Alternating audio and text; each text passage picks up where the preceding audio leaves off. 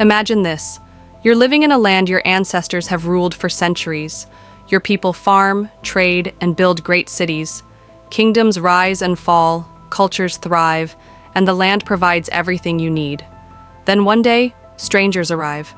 At first, they seem harmless. They come with gifts, beads, mirrors, strange fabrics. They shake your hand, smile, and promise trade. But behind those smiles is a darker plan. Before you know it, your land is no longer yours. Your traditions are outlawed. Your people are forced to work under brutal conditions. Your leaders are either bribed or killed. The wealth of your land is shipped overseas to make foreigners rich while your people suffer. This isn't a story of war between equal rivals. This is the story of an entire continent, Africa, being divided, conquered, and exploited by outsiders. It happened over centuries, and the effects are still felt today. How did it happen? Why did European powers invade and colonize Africa?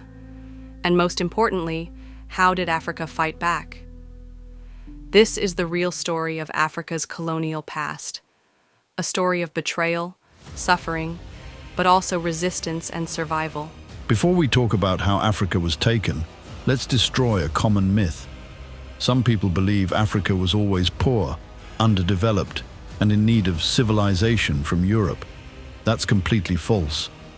Long before Europeans set foot in Africa, powerful empires ruled the continent. The Mali Empire, West Africa, a land of gold, scholars, and wealth. Mansa Musa, the richest man in history, ruled here. He had so much gold that when he traveled to Egypt, he gave away so much of it that gold prices crashed for 10 years.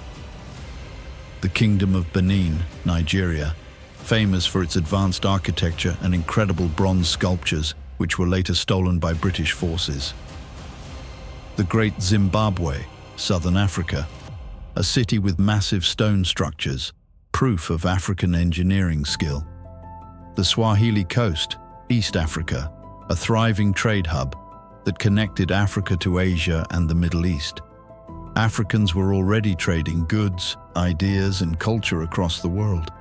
But everything changed when outsiders arrived. Europeans first arrived in Africa in the 1400s, led by Portuguese explorers looking for gold and trade routes. At first, interactions were limited.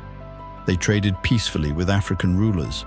They exchanged guns, textiles, and mirrors for gold, ivory, and spices. But something darker was coming. Europe was growing richer, and with it came greed. Their hunger for wealth was insatiable, and they soon realized Africa had something they wanted even more than gold: people. The transatlantic slave trade began. For over 300 years, millions of Africans were kidnapped, chained, and shipped to the Americas. Entire villages were wiped out. Families were torn apart. The strongest men and women, Africa's future leaders, artisans, and warriors, were taken. Europe built its power on the backs of enslaved Africans, the sugar plantations of the Caribbean, the cotton fields of America, the gold and silver mines of South America. All of it ran on African labor. And just when slavery was ending, Europe found a new way to control Africa: colonization. By the 1800s, Europe had changed. The Industrial Revolution was in full swing, and factories needed raw materials. Cotton, rubber, diamonds, gold, palm oil. Africa had it all. But there was a problem. Africa still belonged to Africans. Europe had a simple solution: take it by force. In 1884, European leaders met in Berlin for the infamous Berlin Conference. No African leaders were invited. No African voices were heard.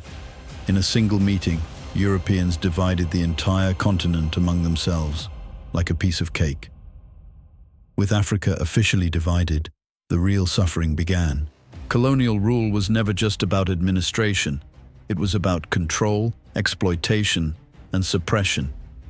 It was a system where Europeans ruled and Africans were expected to obey. Laws were designed to strip Africans of power. They couldn't own land in many colonies. They had to carry identification passes in places like South Africa. speaking out against the government, punishable by prison or worse. But despite the oppression, Africans never stopped fighting back.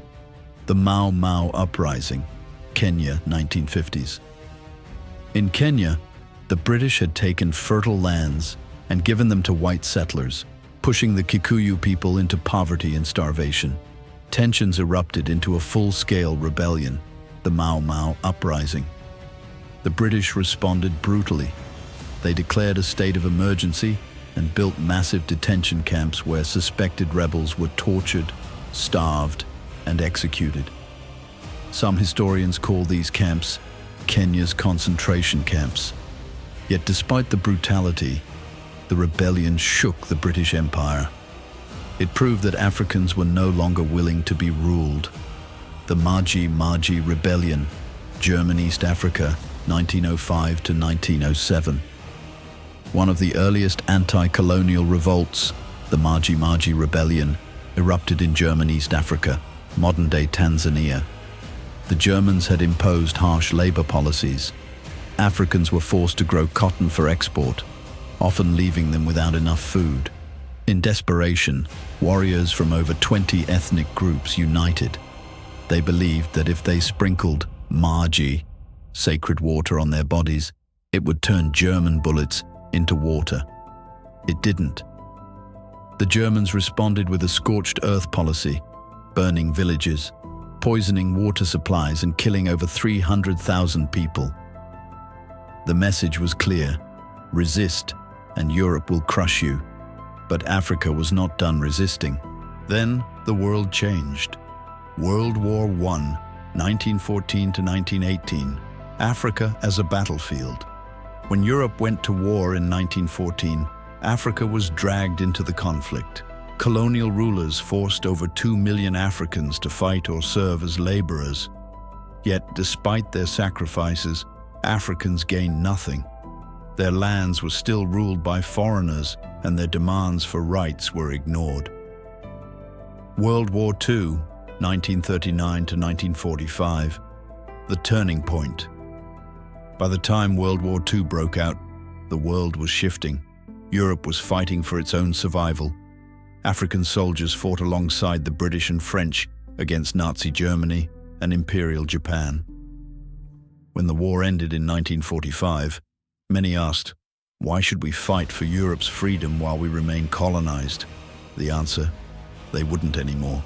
The 1950s and 60s saw a wave of independence movements. African leaders stepped forward, demanding freedom, dignity, and self-rule. Ghana leads the way, 1957. Ghana, led by Kwame Nkrumah, was the first to break free from British rule. He declared, "The independence of Ghana is meaningless unless it is linked to the total liberation of Africa." France refused to let Algeria go without a fight. The Algerian War of Independence became one of the bloodiest decolonization wars in history.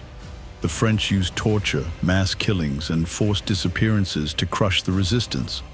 But after 1.5 million deaths, Algeria won its freedom. Conquest marked a dark pattern. Europe may have left, but neo-colonialism was just beginning. Africa was free, but at what cost? Colonial powers had deliberately left chaos behind. Borders were drawn to create division. Economies were designed to benefit Europe, not Africans. The result? Coups, civil wars, and dictatorships.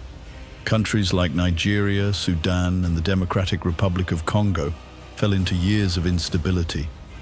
Leaders like Thomas Sankara of Burkina Faso tried to break free from Western influence, but were overthrown or assassinated. Meanwhile, European corporations never truly left. Africa's resources, oil, diamonds, and minerals, were still being extracted for foreign profits. Neo-colonialism had replaced colonialism. Today, Africa is no longer the silent victim of history. The continent is home to some of the fastest-growing economies. Nations like Nigeria, Kenya, and South Africa are emerging as global players. Technology, innovation, and entrepreneurship are booming. From mobile banking in Kenya to billion-dollar startups in Lagos, Africans are shaping their own future. But challenges remain. Corruption, foreign debt, political instability, and resource exploitation continue to slow progress. The question now is, will Africa finally reclaim its destiny? Africa's story is not just about colonization. It is about resistance, survival, and rebirth. The scars of colonialism still exist, but so does the spirit of independence. The new generation of Africans refuses to be defined by the past. The real question is no longer about what Europe did to Africa. It's about what Africa will do next. What do you think? Is Africa on the path to true independence? Or are the ghosts of colonialism still holding it back? Let us know in the comments. And if you love history, make sure to like, subscribe, and turn on notifications for more deep dives into the past.